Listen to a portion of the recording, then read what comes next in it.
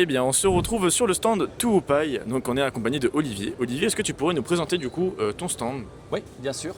Donc, Toopai, déjà à la base, c'est une association qui réalise des adaptations à travers le doublage et au sein de l'univers Toho Project.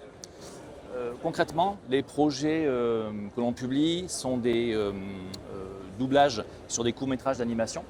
Ce sont également des créations de voix sur des jeux vidéo, des traductions de manga dans l'univers Toho Project et de temps en temps des reprises audio également dans l'univers Toho Project. Aujourd'hui, on est présent sur le stand pour faire découvrir notre association, l'univers Toho Project d'une façon générale. Et on fait ça à travers plusieurs espaces sur notre stand. Donc ici, vous avez un lieu dans lequel on va pouvoir échanger autour de karaoké, puisque notre principal univers, c'est quand même le travail de la voix. Donc c'était un peu un prolongement naturel, on va dire. On va surtout retrouver des génériques en version japonaise. Donc également un petit peu de Vocaloid ou des choses plutôt branchées otaku, on va dire, à travers la plateforme Karaoke Mugen. Ensuite, pour ceux qui le désirent, ils peuvent retrouver nos projets sur une télé qui va diffuser les différentes vidéos que l'on a créées au fil du temps. Et l'univers Toho Project étant basé sur une série de jeux vidéo, on a aussi proposé une bande d'arcade sur laquelle on va retrouver les jeux officiels, quasiment tous, quelques-uns des spin-offs officiels, des jeux de fighting, qui se prêtent très bien au format bande d'arcade. Et ensuite, dernièrement, on a un petit espace merchandising sur lequel on a nos propres produits que l'on vend à l'occasion des conventions pour financer l'association et pour lui permettre de continuer à vivre. Ok, super. Et du coup, comment elle est venue cette idée en fait simplement de vouloir créer un stand? Est-ce que ça vient d'une passion du coup? À la base, donc Histoire. on a créé l'association et on a voulu partager avec le plus grand nombre, pas uniquement en ligne. On voulait également être au contact des gens avec qui on allait pouvoir interagir en direct. Et l'association en elle-même, elle s'est bâtie sur une anecdote personnelle. Il y a environ une dizaine d'années, ma fille, un peu petite, avait des poules. Je passais tous les week-ends bloqué avec elle à m'occuper d'elle. Elle regardait YouTube sur mon téléphone pour passer le temps. Et une fois que j'en ai eu marre de voir l'intégrale d'Hello Kitty et de la Panthère Rose, je lui ai proposé de regarder un animé Toho. Je savais qu'il en existait un qui était sorti il n'y a pas longtemps. J'ai cherché une VF, sans succès. J'ai passé 20 minutes à lui faire le doublage sur une VO sous-titrée. Et à la fin, je me suis dit qu'une semaine de plus, j'allais pas tenir. Donc j'étais en contact avec des chanteuses, des chanteurs dans le cadre de groupes de chant sur Internet. Je leur ai posé la question de savoir s'ils seraient intéressés par la réalisation d'un doublage d'un épisode. Et tout le monde était extrêmement partant. On a mis ça en route, on a travaillé 4-5 mois, on a publié une vidéo. Et tout le monde a été tellement, on va dire, ça a tellement plu à tout le monde qu'on s'est lancé et qu'on dit faisons une structure, démarrons et continuons à doubler les autres épisodes, d'autres animés, etc. C'est ainsi que l'association a véritablement démarré, on va dire. Ok, et du coup vous vous êtes créé il y a combien de temps à peu près Là, on va arriver sur nos 10 ans bientôt. On arrive sur quasiment 10 ans. On a acquis, on va dire, une trentaine de membres au fil de l'eau. On a sorti, je pense, une centaine de publications, pas tout à fait. Et donc, comme je l'ai dit, principalement des séries d'animation. Et puis, on a un petit peu bifurqué dans le jeu vidéo également. On a été contacté par Flash PM de Terminus Traduction, qui nous a proposé de doubler des cinématiques d'un jeu rétro, Robot à l'Est, sur Mega CD, donc un jeu qui a 30 ans également. Et le sujet était tellement original. On était vraiment tentés, on a fait cette VF, on va dire, d'un jeu méga CD à une époque où la question de la version française des jeux ne se posait même pas. Et c'est vraiment un support extrêmement intéressant qui nous change du doublage, on va dire, traditionnel. Et par la suite, on a un peu pris goût, on va dire, à cette création de voix sur des jeux vidéo. On s'est intéressé au visual novel. On a par exemple traduit Her Tears Were My Light, qui est un visual novel de Nom Nom Nami, de 3 quarts d'heure.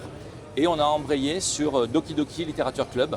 On est en train de créer les voix de ce jeu. On en est environ aux 2/3 du mode qui est présent sur notre site.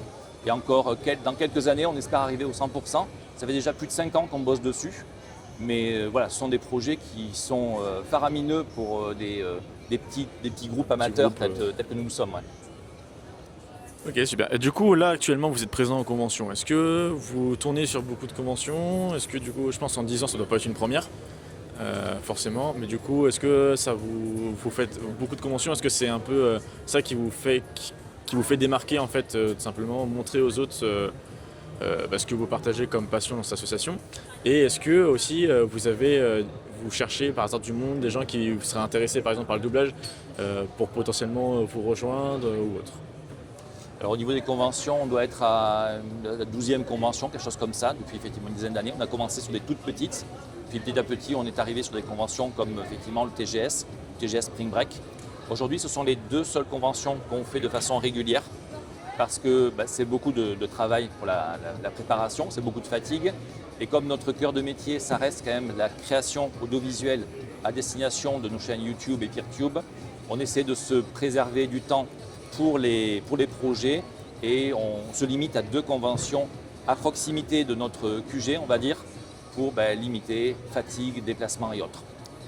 Concernant les nouveaux membres, pour l'instant on essaie de rester sur une structure qui n'est justement pas trop grosse. On ne cherche pas de nouveaux membres de façon active. Ponctuellement, sur des projets, on va faire des recrutements en ligne, on va faire des castings sur des nouvelles voix. On a certains jeux, par exemple, sur lesquels on a réalisé un casting il y a encore quelques semaines. Pour des nouveaux épisodes d'animation, ça arrive qu'on fasse des petits castings, mais c'est nous qui allons on va dire, proposer, ouvrir des rôles et le mettre sur les sites sur lesquels on trouve généralement ce genre d'annonces, plutôt que d'accepter des candidatures spontanées. C'est arrivé, on a quelques membres qui sont arrivés par candidature spontanée au début, mais aujourd'hui on le fait beaucoup moins. Ouais. Ok, super. Est-ce que maintenant vous pourriez nous présenter du coup un peu plus en détail votre stand? Vous avez parlé du coup qu'il était divisé en 3 parties. Est-ce que ce serait possible de nous les présenter Oui. sur chacun de ces axes? Donc ici, on a la partie karaoké sur laquelle on va avoir les différents visiteurs qui vont venir face à l'écran, pouvoir chanter avec alors non pas une bande rythmo comme on trouve dans les supports pour faire le doublage, mais en tout cas un karaoké qui est timé. Différents micros sont à disposition pour accueillir des groupes un petit peu petits ou même des fois des groupes relativement grands, jusqu'à une 40aine de personnes, on va dire, les bons jours. Vous venez demander en fait directement à la personne qui est présente derrière le PC la chanson que vous souhaitez parmi tout le catalogue et on l'ajoute à la liste. Une fois que c'est à vous, vous prenez le micro. Donc c'est très bon enfant, c'est assez collaboratif. Donc les gens viennent et en général, une fois que la machine est lancée, on ne désemplit pas jusqu'à la fin de la journée. À côté de l'espace karaoké, on a une table sur laquelle on fait découvrir en fait notre association et Toho Project. Donc on a une télé sur laquelle on va démarrer la playlist concernant les différents projets que l'on a créés depuis le début de l'assaut et une borne d'arcade pour découvrir justement les jeux Toho Project dans lequel on va retrouver tous les jeux d'origine, les jeux qui ont vraiment créé l'histoire, les personnages qui constituent Toho Project, également les jeux de combat qui sont des spin-offs officiels et qui donc se prêtent très bien au support sous forme de borne d'arcade. À côté de cet espace découverte, on retrouve l'espace marchandises sur lequel on vend des produits que l'on a créés nous-mêmes. Donc toutes les illustrations sont réalisées par des membres de l'asso. On fait bien sûr en revanche appel à des tiers pour faire les impressions sur les différents supports. Et donc cette partie-là nous sert en fait à financer l'association de façon à pouvoir acheter soit des supports pour le doublage, soit du matériel d'enregistrement, puisque nos différents membres sont répartis un peu partout dans le monde. On a pas mal de membres en France, mais un petit peu aussi en Belgique, aux États-Unis, au Japon. Chacun s'enregistre chez soi avec les moyens qu'il a et l'association vient participer en fournissant soit du micro, soit de la mousse acoustique pour venir traiter sa pièce, quoi que ce soit. Donc tout ça, l'association peut se le permettre à travers les ventes que l'on réalise durant les conventions, le TGS en hiver et le TGS Spring Break sur le printemps-été. Ok, super. Et est-ce que du coup actuellement vous aurez des assez gros projets? Parce que du coup je pense que le doublage, bah, en soi c'est un gros projet juste faire un épisode. Mais est-ce que du coup vous aurez des gros projets actuellement en cours? Enfin, Alors pour l'instant, notre plus gros projet dans l'univers du jeu vidéo, ça va être Doki Doki Literature Club, dont j'ai déjà parlé. 5 ans dans les bacs et encore au moins 3-4 ans, on va dire, pour le finir complètement. On a un autre gros visual novel dont on n'a pas encore évoqué, on va dire, on n'a pas encore sorti le teaser. On va travailler sur Katawa Shoujo, qui est un autre gros visual novel connu des otaku, on va dire. Là encore, on va partir sans doute sur un projet d'une dizaine d'années, vraisemblablement, puisque dans les visual novels, dans les jeux en général, il y a une quantité de dialogue qui dépasse de loin ce que l'on va trouver au sein d'un épisode de 20 ou 30 minutes. Au niveau des animés, hormis l'animé, on va dire, principal de Toho, qui s'appelle le Kaleidoscope Onirique, qui est le projet qui a fait démarrer le groupe et qui aujourd'hui arrive plus ou moins à la fin. Le studio commence à saturer, ils ont dit qu'ils allaient s'arrêter très très prochainement. On a commencé à embrayer avec de nouveaux animés Toho, puisqu'il y a 3 grands studios qui réalisent chacun une série. en France ou en général? Alors c'est au niveau mondial en fait. Il y a 2 studios qui sont basés au Japon et un studio qui est basé en Chine.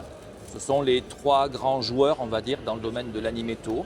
Et à côté de ça, on va retrouver des individus qui réalisent des animés plus simples en termes de visu, mais qui ont des histoires qui sont tout aussi intéressantes. On va retrouver Suikasen, Osana Reimu, Yo Reimu de son vrai nom. On va retrouver aussi Le Grand-Duc et la Chauve-souris. Ça, ce sont des animés plus simples, mais qui ont une histoire qui plaît énormément aux fans et ce sont des choses que l'on a adaptées ou que l'on est en train d'adapter également. Voilà un petit peu le panel de projets qu'on a dans les cartons en ce moment. Ok, super. Et du coup, est-ce que vous auriez un petit truc à rajouter, un message à faire passer ou autre? Venez découvrir Toho Project. C'est un univers que les gens découvrent relativement sur le tard. Mais une fois qu'ils sont rentrés dedans, en général, ils deviennent très très accros. Ok, super. Eh ben, je vous remercie et je vous souhaite un excellent courage. Merci beaucoup, très bonne journée.